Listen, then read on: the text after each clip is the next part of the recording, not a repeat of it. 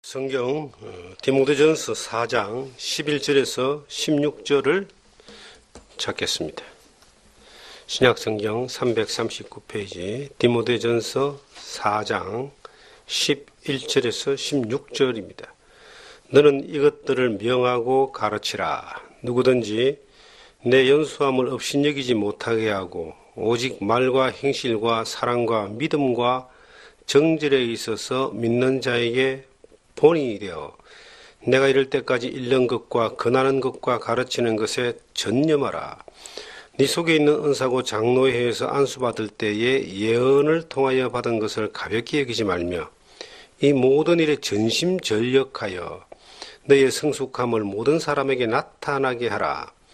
내가 네 자신과 가르침을 살펴 이 일을 계속하라. 이것을 행함으로 네 자신과 네게 듣는 자를 구원하리라. 아멘. 디모데전서 4장 11절에서 16절의 말씀을 통해서 명하고 가르치라는 말씀을 함께 은혜 나누기를 원합니다. 하나님의 말씀을 명령하고 가르친다라고 하는 것이 하나님의 교회 안에서는 너무나 지극히 당연한 것이고 정상적인 것이고 또 그렇게 해야만 되는 것인데 하나님의 말씀을 명령하고 가르치기가 점점 어려워지는 그러한 시대에 우리가 살고 있습니다. 왜 그런가 하고 돌이켜보면은 교회가 너무나 세상의 눈치를 보고 세속화되어지고 세상과 너무나 가까이 지내려고 하는 것 때문에 그렇지 않는가 이런 생각을 해보게 됩니다. 또 성도들의 마음이나 믿음이 우리 믿음의 선조, 조상들, 선배들이 살았던 그러한 시대의 믿음과 지금 많이 달라져 있습니다. 초대교회나 또 그 이전 시대나 그 이후 시대에 예수 그리스도의 생명의 복음을 전하고 믿음을 지키기 위하여 순교까지 각오하며 또 수많은 고난과 환난 가운데서도 믿음을 배반치 아니하고 믿음의 정조를 지켰던 그러한 믿음의 모습들이 우리 안에는 환경적으로 지금 많이 사라져 있습니다. 너무나 자유롭고 너무나 편안하고 너무나 풍요롭기 때문에 그리스도인들의 생각 자체가 어느 때인가 자신도 모르게 세속화되어져 버렸습니다. 이 세상에 너무나 깊이 발을 담그고 있기 때문에 하나님의 말씀이 우리에게 명령되어지고 가르쳐지는 것이 그냥 글자와 내용에서 끝이 나고 삶 가운데 적용하고 순종하고 믿음의 선한 싸움을 싸우는 일들에 대해서는 이것이 거리가 멀어져 버렸습니다. 그래서 신앙생활이 몸으로 삶으로 목숨 걸고 해나가는 것이 아니라 그저 머리로 혹은 마음으로 생각으로 또한 종교적인 습관으로 이렇게 되어지면서 삶은 몸은 세상에 너무나 깊이 발이 담겨져 있고 세속화되어져서 이꼬르 세속화와 같이 똑같은 말은 죄악에 물들어져 가지고 선과 악에 대하여 구별 없는 그러한 삶을 살아져가는 그러한 시대가 지금 우리가 사는 이 시대가 아닌가 하는 생각을 해봅니다. 노아 홍수 때 창세기 6장에 보시면은 모든 사람의 생각이 죄악으로 관영했다는 말씀이 나옵니다. 사람들의 행동마저 행동뿐만 아니라 생각하는 것이 죄악이라고 죄를 여기지 않고 죄를 쫓아가고 죄와 함께 살아가는 데 자연스러웠다. 하나님의 진노가 임했던 노아의 시대와 버금가는 그러한 우리들의 시대가 아닌가 이렇게 볼 수 있습니다. 온통 관심사가 세상에 가 있습니다. 온통 목적이 인생의 목적과 방향이 하나님을 믿는 사람들조차도 세속화되어져 가고 있는 것을 저는 위기로 느낍니다. 이 세상에 빛이 돼야 되는데 세상의 그 색깔과 그리스도인들이라고 하는 하나님 믿는 사람들의 색깔이 비스무리하게 이렇게 되어져가는 그러한 시대가 지금 우리가 사는 이 시대가 아닌가. 세상에서 일어난 일들이 교회에서도 일어나고 세상에서 벌어지는 악한 일들이 교회 안에서도 벌어지고 있고 세상에서 통용되는 수없이 많은 그 행습들이 교회에서도 자연스럽게 되어져 가고 있다면 세상의 색깔과 교회의 색깔과 세상의 색깔과 하나님 믿는 사람들의 색깔이 똑같다면은 너희는 세상의 빛이다라는 말이 어두움에서만 빛의 가치가 나타나는데 그 빛의 가치를 나타낼 수 있는 것이 더 이상 구분이 안 될 때에 하나님의 역사와 하나님의 영광이 어떻게 나타날 수 있겠는가? 특히 우리가 지금 우리 밑에 다음 세대가 살아가고 있는데요. 지금 우리나라의 인구가 주는 것도 문제라 그러잖아요. 그런데 교회마다 교회 학교가 없어지는 곳이 그렇게 많습니다. 주일학교가 없어져요. 한국 교회의 이 부흥의 시대 때에 밑거름이 되었던 그 실개천, 큰 물에 이렇게 실개천이 되었던 그러한 이 구조가 교회 학교, 주일학교가 이렇게 굉장히 활성화되고 부흥되었었거든요. 교회마다. 근데 지금은 주일학교가 없는, 교회 학교가 없는 교회가 전체 교회 숫자의 반 이상이 됩니다. 아예 없어요. 그런데 더 중요한 것은 주일학교와 청소년들의 사고입니다. 교회 안에서 하나님의 말씀을 명령하고 가르치는 것이 더 이상 먹히지가 않습니다. 이것이 명령하고 가르친다는 말은 가르침의 목적은 변화, 순종, 실천까지 가는 것을 가르치는 거라 그래요.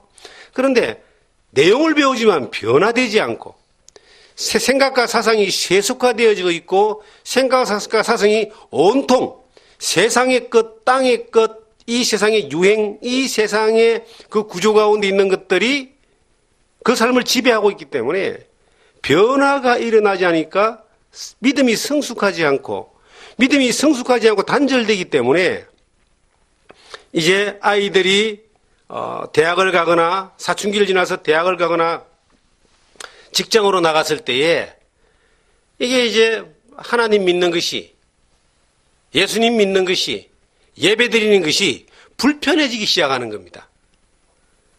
그 예배 드리는 것보다 노는 게 좋고 취미생활이 좋고 공부가 좋고 목표를 향해서 달려가는 것이 좋기 때문에 이게 예배를 드리는 것이 하나님을 경배하는 것이 예수를 믿는 것이 삶에서 불편해지는 거예요. 그 불편한 것 때문에 이제 더 편하고 좋은 세속의 것들, 세상의 것들을 향하여 쫓아가다 보니까 처음에는 이제 중간지대에서 양다리를 왔다 갔다 하다가 결국은 한쪽 다리마저 이제 교회에서 빼고 하나님께 빼고 세상으로 세속으로 가게 되는 겁니다. 우리나라가 주 5일제가 되었습니다. 지금 이제 문재인 정부 들어서고 난 이후에 근로시간이 더 단축됐습니다. 법적으로 이걸 딱 묶어놔 버렸어요. 그러니까 저녁이 있는 삶을 산다. 그 다음에 여유롭고 여가가 있는 삶을 산다. 시간이 막 남아도는 그러한 시대가 됐습니다. 이 시간이 남아 돌아가지고 하나님의 일을 하고 복음에 전력하고 하나님을 경배하고 섬기고 봉사하는 그런 쪽으로 시간을 쓰는 것이 아니고 대부분의 사람들은 놀고 즐기고 여행 가고 취미생활하고 혹은 이제 죄 짓는 일들에 더 많은 시간들을 쓰게 되는 그러한 지금 구조가 그렇게 흘러가고 있습니다. 이러한 때에 저는 이 말씀을 보면서 다시 한번 일깨워주는 거예요. 하나님이 명령하시기를 바울사도가 디모데에게 하나님의 말씀을 명령하시기를 너는 이것을 명령하고 가르치라 라고 말합니다. 명령하고 가르친다는 말은요, 굉장히 무게가 있는 말입니다. 바울의 말이 아니고 하나님의 말씀을 바울을 통해서 디모데에게 전달해 준 겁니다. 그럼 디모데는 그 하나님의 말씀을 또 다른 사람에게 전달하는 거예요. 그러니까 말씀을 전달하는 사람의 입장에서 볼 때는 우리는 그냥 심부름꾼에 불과한 겁니다. 하나님의 명령을 전달하는 우체부에 불과한 겁니다. 가끔 이렇게 우체통을 이렇게 열다 보면은 기분이 상당히 상하는 그런 마음이 불편한 우편이 와 있습니다.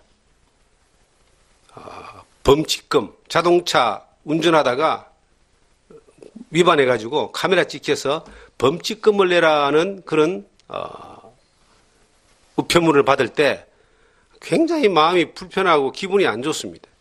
그런데 내가 그 기분 안 좋다고 해서 그걸 가지고 우체부를 향하여 화를 내면은 우체부가 얼마나 화가 나겠어요. 우체부가 뭔 잘못이 있습니까? 자기는 그냥 원주 경찰서에서 보낸 서류를, 우편을 전달해 준 것뿐입니다.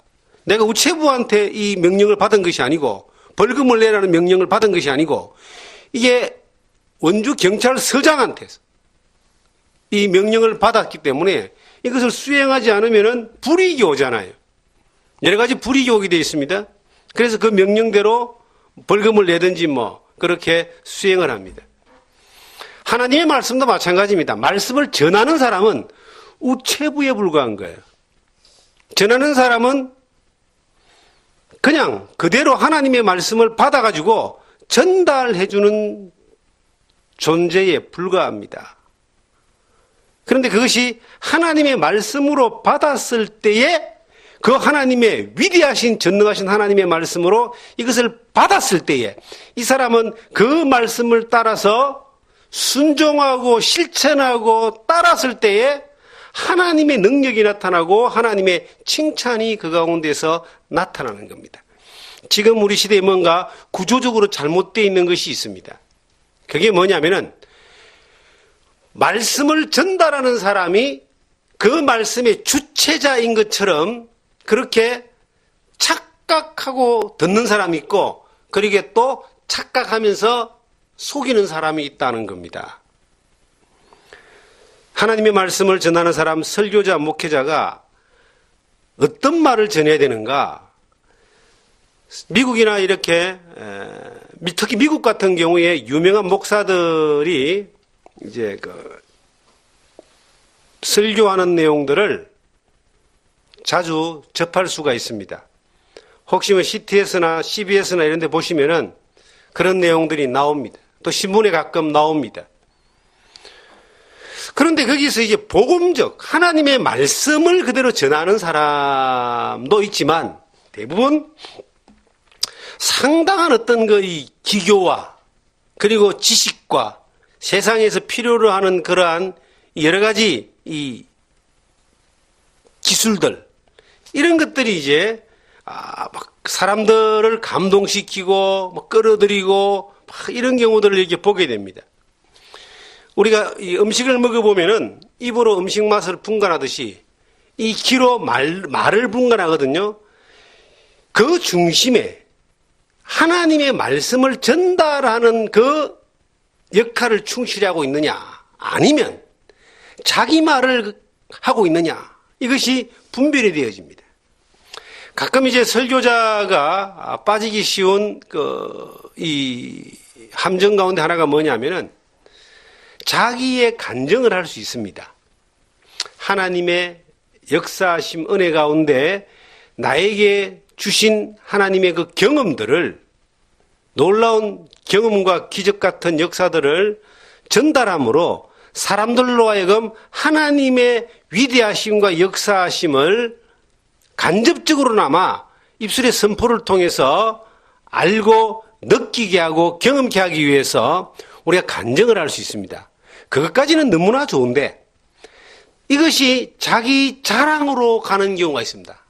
자기를 자랑하고 자기를 높이고 자기를 뭔가 신적인 존재까지는 안 간다 할지라도 신적인 존재 비슷한 자리까지 가는 정도까지 이렇게 이상하게 엮어서 이렇게 하다 보면 듣는 사람들이 점점점 이렇게 듣다 보면은요, 거기에 이제 잘못 이게 사탄의 역사가 개입되어지면 듣다 보면 이제 하나님은 온데간데 없고 그 사람만이 나타나는 거예요. 그 사람이 곧 하나님인 것처럼 이렇게 변해가는 겁니다. 그렇게 해서 사이비가 나오고 이단이 나오고 이상한 사람들이 막 등장하는 거예요. 그게 뭐냐면 구조적으로 뭔가 잘못됐다. 하나님의 말씀을 전달하는 사람은 위대한 사람이든 미천한 사람이든 지식 있는 사람이든 없는 사람이든 많은 능력을 경험한 사람이든 못한 사람이든 그저 하나님의 말씀을 전달하는 우체부에 불과한 겁니다. 신부름꾼에 불과한 겁니다. 물론 하나님 말씀을 전달하는 사람이 말씀을 듣는 사람들에게 그 말씀을 신뢰할 수 있을 만큼의 존경과 신뢰와 인정을 받는 사람이라면 훨씬 더 좋지만은 그럼에도 불구하고 그 사람의 말을 듣는 것이 아니라 그 사람을 통해서 전달되어지는 하나님의 말씀을 듣는 것이 되어야지만이 하나님 앞에 듣는 사람이 올바로 바로 세워질 수가 있습니다. 사람에게는 누구나 다 종교심이라는 게 있습니다. 이 종교심은 죄에 대한 그 해방감을 쫓아가게 되고 미래에 대한 불안에 대해서 안정감을 받기를 원하고 영원한 세계에 대해서 뭔가 보장을 받기를 원하는 이러한 불안한 마음들 가운데서 역사를 많이 합니다. 작용을 많이 하게 되어 있습니다. 예수를 믿는 사람들은 죄에 대해서의 그 무거운 무게는 예수 그리스도의 십자가의 피 흘림으로 단번에 주신 믿음의 도로 말미암아 죄 사함이 이루어졌다고 믿는 겁니다.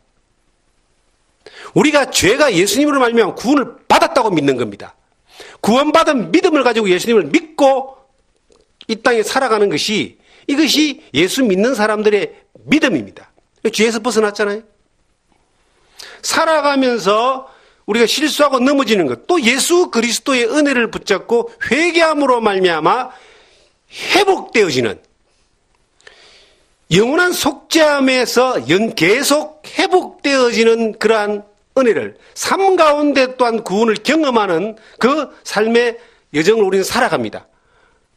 그리고 죄를 우리 안에 있는 성령이 죄를 이기게 하고 성령을 쫓아 살아가게 하는 힘이 있기 때문에 죄에서 공격에 의해서 하염없이 넘어지는 것이 아니라 승리하는 길을 걸어가는 것이 그리스도인의 삶입니다.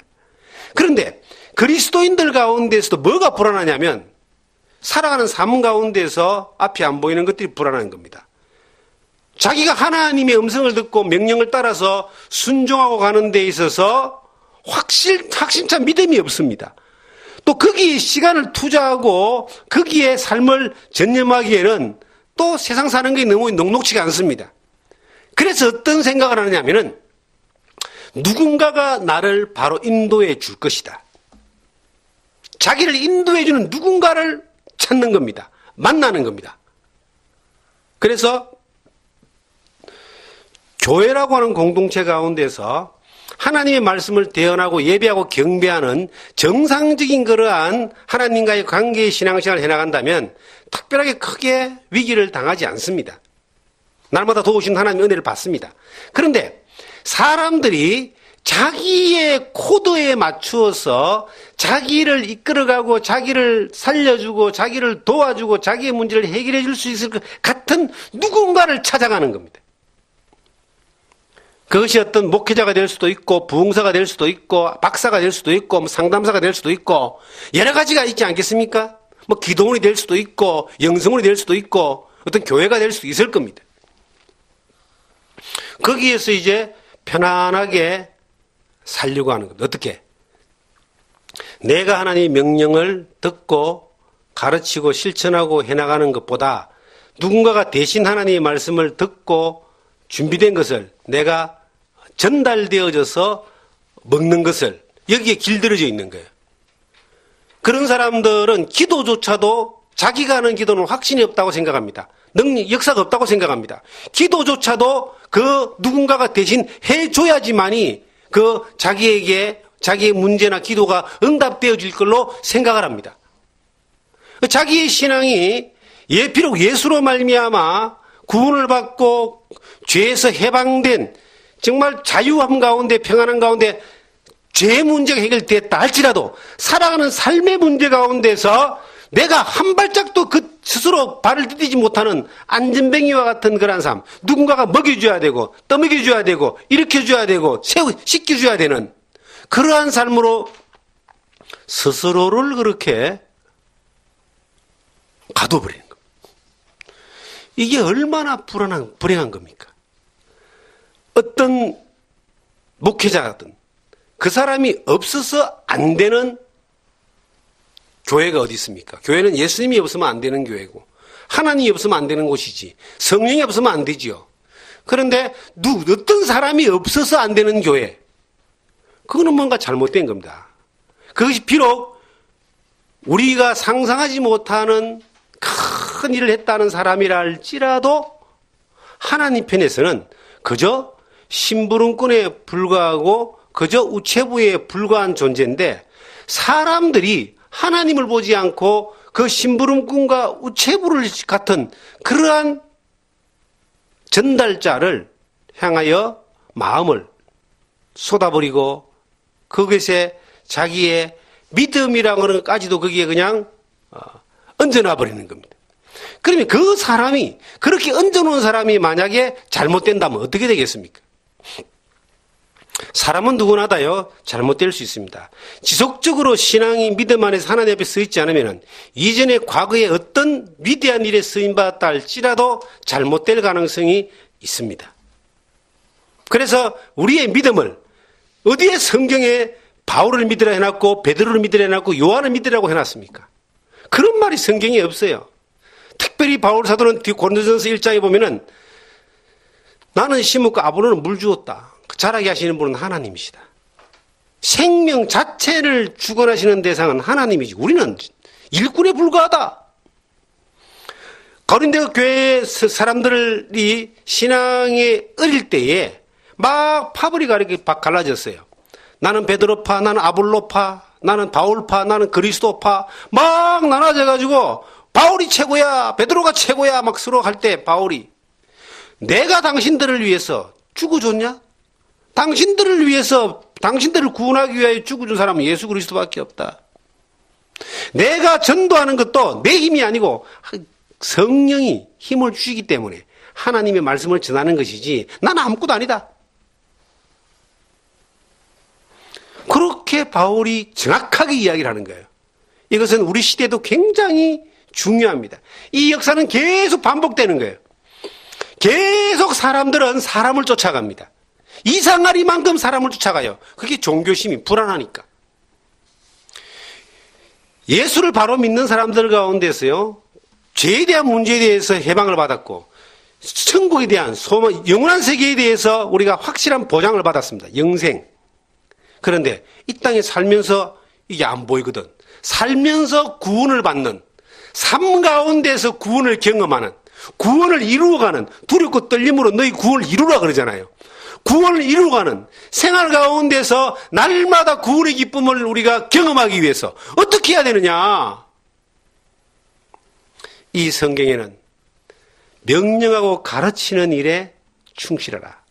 오늘 본문 마지막 절에 보면 이런 말씀이 나와요. 네가 네 자신과 가르침을 살펴 이 일을 계속하라. 이것을 행함으로 네 자신과 네게 듣는 자를 구원하리라. 이 구원이 뭐예요? 행함으로 구원받는 게 뭐예요? 이거는 영혼 구원, 재산 구원이 아닙니다. 이것은 우리가 생활하는 삶 가운데서 이루어 나가는 구원. 날마다 주님으로 말미암아 풍성하게 누리는 그 구원의 은혜. 내가 하나님으로 말미암아 승리하는 삶을 경험하는 하나님 역사를 경험하는 그 삶의 구원. 이것이 늘 누리며 살 수 있고, 그리고 그러한 삶을 사는 사람이 또 다른 사람을 함께 구원의 기쁨으로 삶의 구원으로 이끌 수 있는 겁니다. 지금 이 시대를 보면요. 너무나 많은 사람들이 예수를 믿는 사람들 가운데서 많은 사람들이요. 삶이 두렵고 떨림으로 구원을 이루어가는 구원을 얻음을 누리는 이 삶을 살지 못하는 사람들이 너무나 많아요. 어딘가 매여 있고 사람에게 매여 있고 조직에 매여 있고 어떤 대상에 매여 있고 이게 뭐냐면 구원이란 말은 뭐예요? 진리를 알지니 진리가 너희를 자유롭게 하리라. 요한복음 8장 32절의 말씀처럼 자유입니다. 예수 그리스도 안에서 오는 해방입니다. 생명과 성령의 법으로 해방하였다. 로마서 8장 1절 2절에 나오는 말씀입니다. 해방과 자유인데 예수를 믿는다는 것은 예수 하나님을 믿고 예수 그리스도를 믿고 삶 가운데서 내가 그 명령을 따라서 지키고 그 명령을 가르칠 때에 그 명령을 따르는 그 사람이 자유와 해방을 누리는 거예요. 하나님 안에서 그리스도로 말미암아 삶의 구원을 경험하는 겁니다. 구원은 평안한 거예요. 내가 너에게 평안을 주노니 세상이 주는 것과 같이 아니하다. 이 그리스도로부터 오는 평안이 어디에 쓰든지 언제든지 어떤 환경 가운데 그 주님으로부터 오는 평안이 있는 겁니다. 그런데 그 구원을 못 누리는 사람은 어떤 사람들일까요? 물론 우리는 속지 말아야 되는 것은 평안이 곧 방종은 아닙니다. 예수 믿고 방종으로 가는 사람들이 많아요. 내가 구원받았으니까 이제 마음대로 살면 되지. 그거는 방종이죠. 예수님을 욕보이는 거죠. 예수 그리스도 안에서 오는 그 삶의 구원의 기쁨과 평안과 해방은 어디서 오느냐? 주님의 말씀을 명령하고 가르치는 데서 오는 겁니다. 물론 명령하고 가르치기 위하여 명령하는 사람에게 요구되어지는, 그러니까 주님의 말씀을 명령하는 사람은 그 명령하는 가르치는 말씀을 먼저 내가 받고 말과 행실과 삶과 사랑에 있어서 본이 되는 사람, 실천이 되는 사람이 되는 것을 되어졌을 때, 그리고 되어지는 것을 성경은 우리에게 명령하고 있습니다. 밑에 그렇게 나오잖아요. 누구든지 12절에 누구든지 네 연소함을 업신여기지 못하게 하고 오직 말과 행실과 사랑과 믿음과 정절에 있어서 믿는 자에게 본이 되어 본이 되는 삶을 사는 사람으로 명령하고 가르치면 니도 구원받고 듣는 사람도 갇힌 사람도 구원받는다.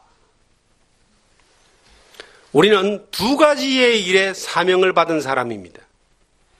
한 가지는 저는 하나님 안에서 예수 그리스도로 말미암아 이 복음 안에서 전도자로 부름을 받을 때에 주님으로부터 오는 명령, 사명을 받았습니다. 마태복음 28장 19절 20절에 너희는 가서 모든 족속으로 제자를 삼아 아버지와 아들과 성령의 이름으로 세례를 주고 내가 너희 분반 모든 것을 가르쳐 지키게 하라. 볼지라 내가 세상 끝날까지 너희와 항상 함께 있으리라. 주님이 늘 함께하는 가운데 그 평안과 해방과 자유 가운데서 우리에게 맡겨준 것 사명이 있는데 첫째는 복음을 전하는 사명입니다. 이 복음을 전함으로 말미암아 죄악 가운데 죽을 수밖에 없는 영혼들을 건져내어 구원받게 하고 죄사함받게 하고 하나님의 사탄의 자녀에서 하나님의 자녀로 사망에서 생명으로 옮기게 하는 그 일을 하는 전도자의 사명을 받았습니다. 그 사명을 받고 난 이후에 지금까지 30년이 지났지만 한 번도 목표가 바뀌거나 방향이 바뀌지 않았습니다. 어떤 환경, 어떤 여건, 어떤 곳에서든 간에 그 일을 끊임없이 해왔습니다. 큰일은 못했지만은 그 사명을 충실하게 해왔습니다. 두 번째가 있습니다. 가르쳐 지키게 하라. 이게 얼마나 중요한지 모릅니다. 구원받고 끝나는 게 아니에요. 하나님의 자녀로 거듭나고 끝나는 게 아닙니다. 예수 믿고 주님 영접하고 끝나는 게 아닙니다. 그때부터 가르쳐 지키게 하라. 주님 오는 그날까지, 천국 가는 그날까지 그 구원을 누리게 하는 겁니다. 그 구원에 이르게 하는 겁니다. 그것은 빌립보서에 있는 말씀처럼 두렵고 떨림으로 되어져야 돼요. 왜 두렵고 떨리느냐고 성경에 기록합니까? 이거는 조심스럽게 하지 않으면 안 된다. 마귀가 끊임없이 공격하고 있고 이 세상은 얼마든지 우리를 이 죄악의 너브로 끌고 들어가기 위해서 큰 넓은 길을 만들어 놨습니다. 그리고 수많은 이단과 사이비와 마귀적인 어떤 그런 사상들이 우리를 점령하고 있습니다. 국가가 법이라고 하는 것을 가지고 지금 법이라고 하는 것을 가지고 예수 그리스도를 온전히 믿는 것을 제한하고 방해하고 그렇게 차별금지법이라는 것을 가지고 예수 그리스도만이 구원자라고 외칠 수가 없도록 만들어놨어요. 그러면 다른 종교를 차별한다. 다른 종교를 공격한다 이래가지고 고발당합니다. 죄를 죄라고 선포하지를 못합니다.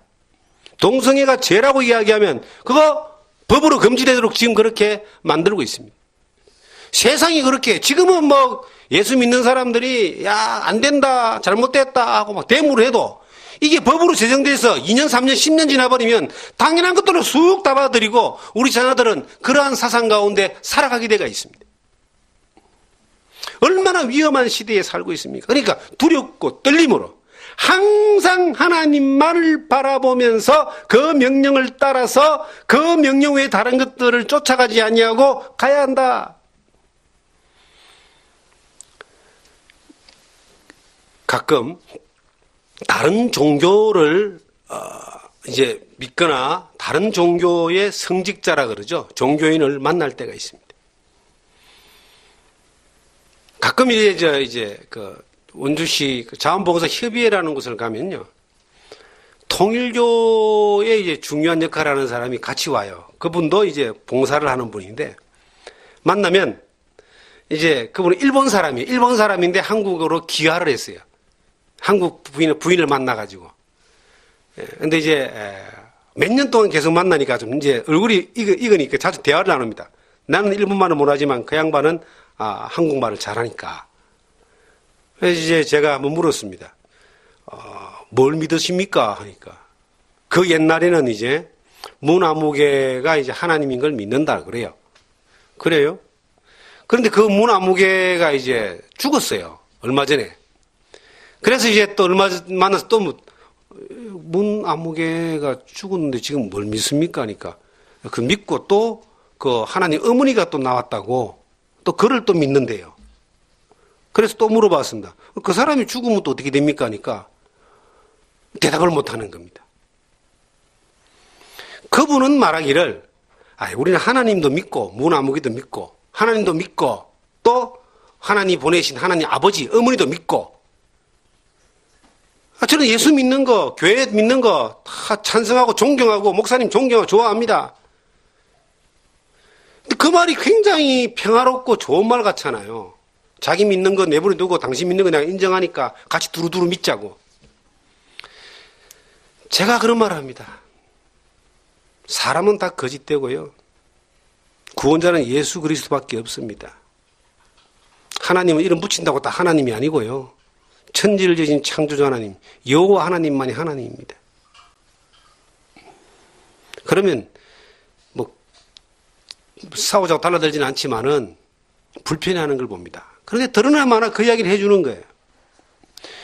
우리가 믿는 하나님과 예수 그리스도에 대해서 이게 서로 인정하고 좋은 게 좋다고 사는 것이 그것이 평화로운 것이 아닙니다.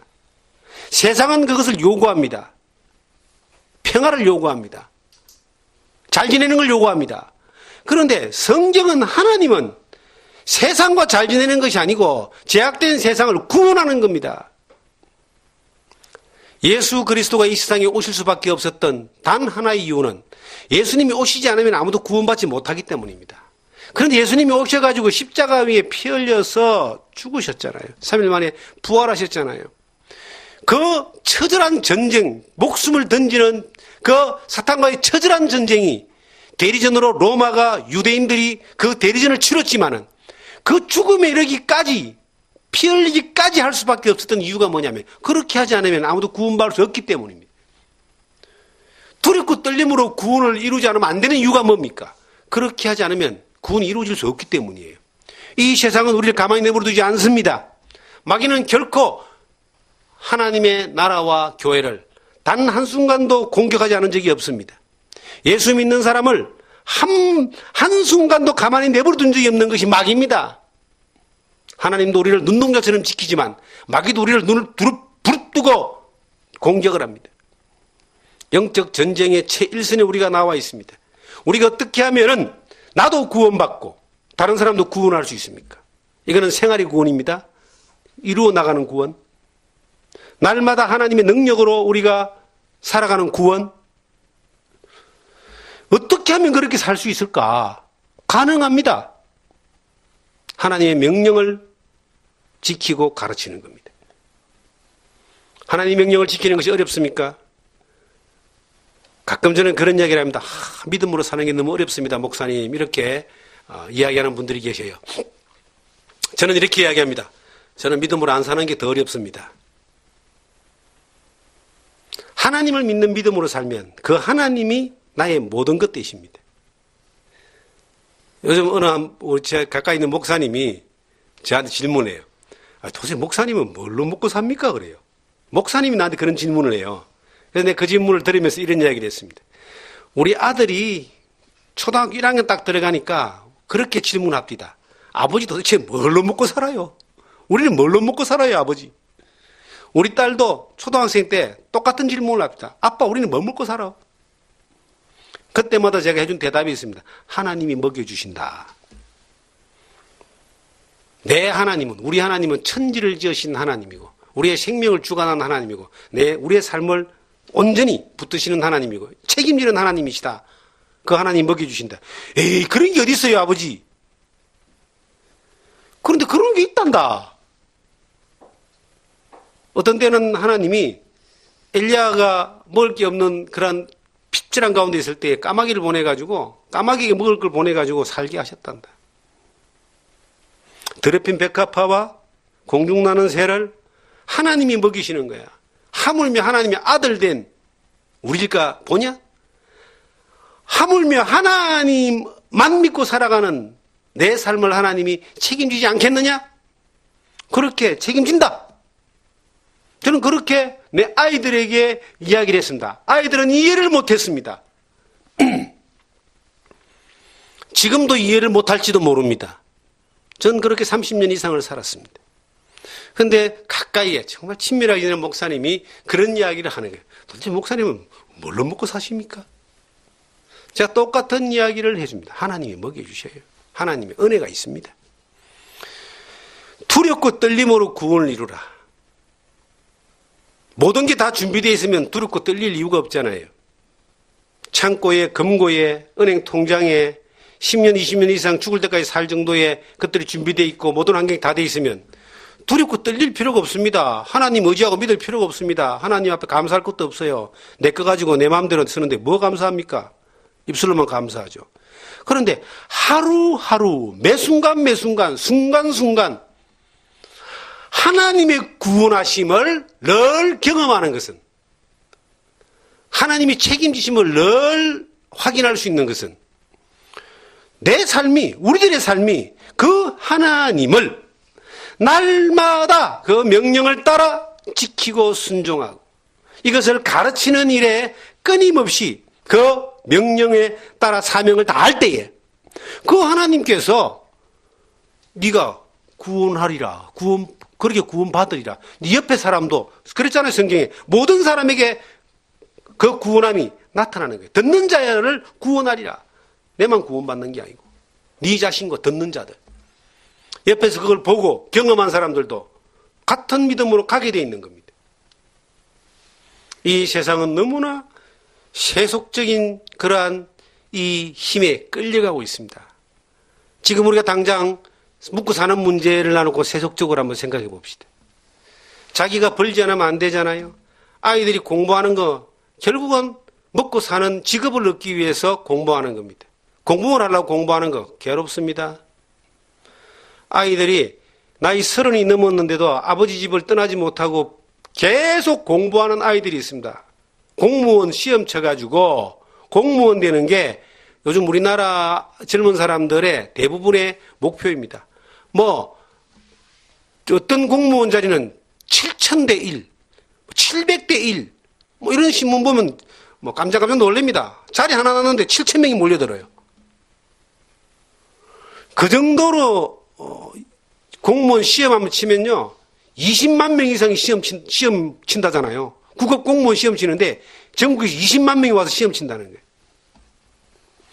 근데 이제 그게 목표 둔 사람들이 자꾸 떨어지니까 30이 넘어서 뭐 옛날 특히 좀 이래 뭐 회계사나 세무사나 이런 거 하는 사람들은요, 삼수, 사수, 오수 뭐 그렇게 넘어갑니다. 죽 자고 공부만 하고 부모 옆에서 막 공부만 하는 거예요. 그 부모가 공부 가르치는 것이 공부하라고 공부 가르치는 게 아니에요. 부모가 자식을 공부하는 것은 죽도록 공부만 하라고 가르치는 것이 아니고, 공부해가지고 나중에 때가 되면은 좋은 직장을 얻어서 먹고 살으라고, 먹고 살 길을 만들어주기 위해서 공부를 하라고 하는 겁니다. 그러면 먹고 사는 그 평생에 가지고 있는 사상이 뭐예요? 먹고 사는 게 인생의 목적이야. 좀 더 이제 상향적으로 높이면 잘 먹고 잘 사는 거, 남보다 잘 사는 거. 우리나라가 하도 못 살아가지고요, 저희 어릴 때 불렀던 노래가 있습니다. 잘 살아보세, 잘 살아보세, 우리도 한번 잘 살아보세. 잘 사는 게 참 힘들었던 시대가 있었습니다. 지금은 너무나 다 잘 먹고 잘 살아요. 그런데 모든 세속적인 사상은 잘 먹고 잘 사는 겁니다. 잘 먹고 잘 사는 게 끝이 뭐냐는 겁니다. 죽는 거예요. 그러면 죽으려고 잘 먹고 잘 사냐 이 말이에요. 세속적인 가치는 조금만 멀리서 보면 너무나 가치 없는 것들을 향하여 그 소중한 일생과 시간을 다 허비해버리는 겁니다. 저는 인생의 목적이 잘 먹고 잘 사는 게 아닙니다. 인생의 목적은 하나님의 영광을 위해 사는 겁니다. 내가 구원받고 하나님이 자녀된 것도 하나님의 영광을 위한 겁니다. 내가 천국 가는 것도 하나님의 영광 가운데 있는 겁니다. 내가 이 땅에 사는 모든 삶의 과정들 두렵고 떨림으로 구원을 이루어가는 것이고, 뭐 다른 사람도 구원하고 나도 구원받는, 구원을 경험하는 그러한 삶을, 구원받은 사람으로서 구원을 경험하고 살아가는 삶은 하나님의 영광을 위한 겁니다. 그 하나님의 영광을 나타나기 위하여 내가 사라질 때 먹고 사는 문제는 잘 먹고 잘 사는 거에 너머에 있는, 그 위에 있는 삶을 살게 되는 거예요. 이게 뭐냐면, 사람들은 내가 노력하고 땀 흘리고 힘써서 잘 먹고 잘 사는 거잖아요. 그런데 그 위에 있는 건 뭔지 아세요? 하나님이 먹여주고 입혀주고 하나님이 이끌어 주셔서 살아가는 겁니다. 하나님으로 말미암아 먹고 사는 것이 이게 최고입니다. 하나님은 이스라엘 백성들을 광야에서 40년 동안 이끄실 때에 그들에게 만나와 메추라기를 주었습니다. 이 말은 뭐냐면, 그들은 400년 동안 애굽에서 자기들이 노력하고 힘쓰고 애쓰고 해서 겨우 먹고 살았습니다. 그 노예로. 자기들이 땀 흘리지 않으면 묵을 수가 없어요. 병 걸리면 바로 그냥 퇴출돼 버립니다. 그런데 가나안에 들어가기 전에 이 광야에서 하나님이 먹여주시는 것을 경험하게 한 거예요. 하나님이 먹여주시는 거예요. 목마르면 하나님이 물을 주십니다. 난방도 하나님이 해줬습니다. 불기둥. 사막은요, 겨울에 굉장히 추워요. 낮에는 굉장히 더워요. 냉방도 구름기둥으로 하나님이 해줬어요. 하나님이 해주는 삶을 경험하게 한 겁니다. 우리도 내가 먹고 사는 것이 목적이 아니라, 먹고 사는 것이 목적이 죽음인데, 그것이 인생의 목적이라면 얼마나 불쌍하고 불행한 거예요. 근데 이 땅에 사는 목적은 그것이 아니고 하나님의 영광을 위해 살고, 그 하나님이 나를 먹여주고 입히시고 재워주고, 하나님이 내 자녀를 길러주고 자라게 해주시고, 하나님이 내 인생을 책임져 주시는 그 삶을 좀 경험하며 사는 것이, 이것이 구원을 이루어가는 삶이에요. 구원을 경험하는 삶이에요. 구원의 능력을 내가 내 안에 머물게 하는 삶입니다. 그러기 위해서 성경은 뭐라고 말하느냐? 네가 말과 행실의 본이 되라. 그리고 이것을 명령하고 가르쳐라. 그리고 이것을 창념하라. 창념이라는, 성경에 창념하라고 되어 있어요. 창념이라는 말은 전심전력하라. 그거 다른 거 눈 돌리지 말고 그거만 하라 이 말이에요. 집중하라 이 말이죠. 요즘 말로 하면 집중하라. 말하는 것을, 자, 우리가 믿는 것을 말합니다. 그죠? 믿는 것을 전합니다. 전하는 것을 내가 믿어야 돼요. 이 말은 뭐냐면, 믿는 것을 전하면 전하는 것을 믿는 대로, 전하는 대로 살아야 됩니다. 믿는 것을 전하고, 믿는 것을 말하고, 말하는 것을 실천하고, 실천하는 것을 전하는 겁니다. 딱 되죠? 성경 그대로입니다, 이게. 자, 네가 믿는 것을 말하라. 말과 그 다음에 행실. 말하는 것을 행동하라. 행동하는 것을 가르쳐라. 이것의 본이 되라. 그러면 니도 그 구원의 능력 가운데 머물러 있고 그것을 듣는 사람들도 배우는 사람들도 같은 구원의 능력 가운데서 구원을 이루어간다. 그 구원을 경험하며 살면요. 이 세상에 살아가는 목적이 뚜렷하고 이 세상에 살아가는 삶 가운데서 인생을 허비하지 않습니다. 세상에 가장 아까운 건 시간이라고 하는 거예요. 참 시간이 빨리 지나간다고 생각합니다. 저희들이 이 예배당을 착공 예배를 드리는 것이 3월 마지막 날이었습니다. 3월 30일이었습니다. 그리고 공사가 시작한 것이 4월 12일입니다. 벌써 5개월이 지났습니다. 엊그제 같은데 건물이 하나 지금 지어져 있습니다. 아직까지 준공은 안 났지만은 마무리 단계에 와 있지만은 너무나 아까운 시간 가운데서 이 앞에 호숫가에 낚싯대에 앉아가지고 하루 낚싯대만 쳐다보고 있으면서 인생을 다 보내는 1년을 훌쩍훌쩍 보내버리는 사람들이 여러 명 있어요, 저게. 그런 사람도 있고 땀 흘려서 농사를 지어서 결실을 만들어내는 사람도 있고 여러 가지 어떤 사람들만에게 모든 사람에게 동일한 시간이 주어졌지만 그 시간이 하나님의 구원의 능력을 경험하는 시간으로 살아가는 사람의 삶에 얼마나 아름답고 귀하겠습니까? 하나님이 함께하는 사람, 하나님이 인도하는 사람. 여러분, 우리가 말과 행동과 그리고 전하는 것들에 대하여 본을 보여야 됩니다.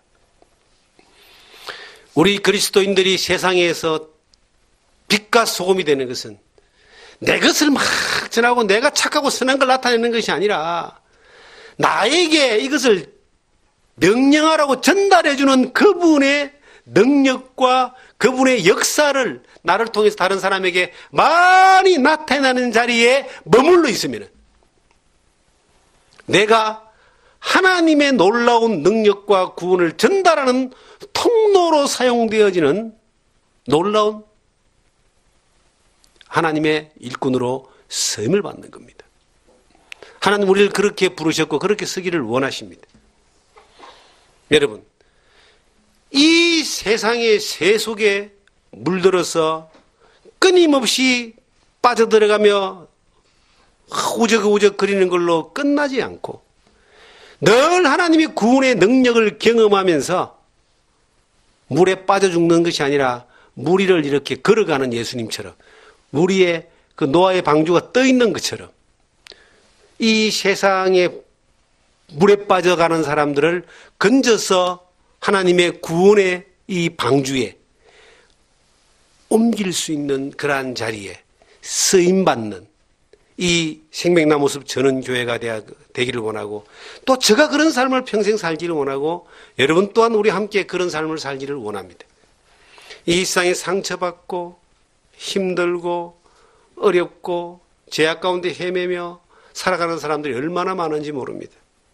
그들에게 이 교회가 여러분과 저의 삶이 우리가 주어진 이 환경 가운데서 그 하나님이 맡겨주신 사명을 충실하게 해나간다면 하나님의 구원의 능력의 역사가 아직 예수를 안 믿는 사람에게 예수님을 말미암아 구원받고 죄사함 받는 능력이 예수를 믿고 삶 가운데 구원의 능력을 경험하지 못하고 헤매고 있는 사람들에게 삶의 구원을 이루어가는 그러한 놀라운 통로로 주님 오시는 날까지 쓰임받는 여러분과 저가 되기를 주님의 이름으로 축원합니다. 기도합니다.